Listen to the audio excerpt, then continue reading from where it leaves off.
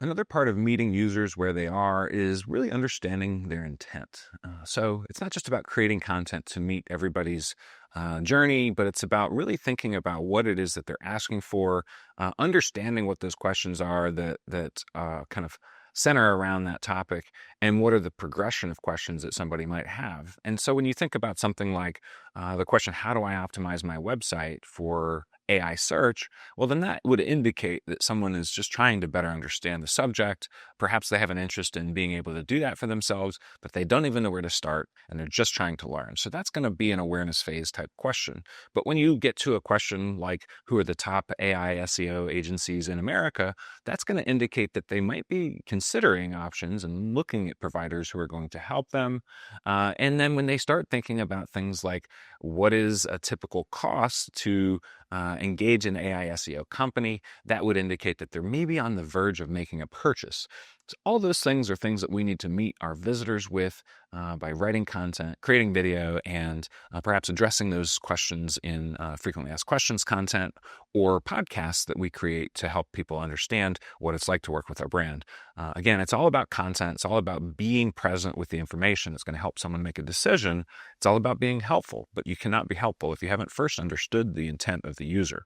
In all of this, EEAT, experience, expertise, authority, and trust all come into play. And so what does that mean for you? You have to demonstrate your expertise. You need to publish the content that demonstrates that you actually know clearly what the problem of your visitor is and that you know how to solve that.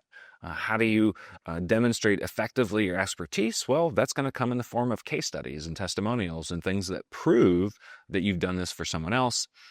Your authoritativeness is going to come from the authorship of your content. So is there a name of a person who's actually published that content? Is there a link back to their profile so that the reader can find out more about why that person is an expert? And what other content has that expert published online? Do they have a LinkedIn channel? Do they have a Substack? Or have they published answers on Quora or Reddit? What are the elements that actually back up that this person is an expert, and how is that triangulated on the internet? Because AI tools can now look at all of those things in an instant to be able to clearly understand whether or not someone is truly an authority or not.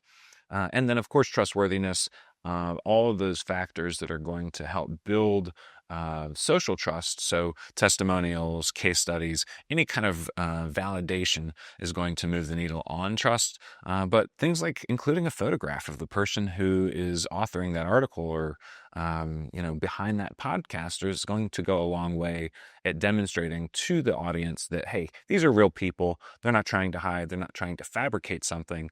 And in a world of AI where it becomes easier and easier to produce audio and video with AI tools, having that authentic human connection is going to go a really long way, just as I'm here talking to you in this video. One of the byproducts of the advent of all of these AI tools, whether it be AI overviews at the top of search results, generative engine LLMs and chatbots like ChatGPT and Perplexity, is that they can look at a broad array of context from across the web in a very, very brief amount of time and formulate opinions, quite frankly, on the subjects that a user is querying about.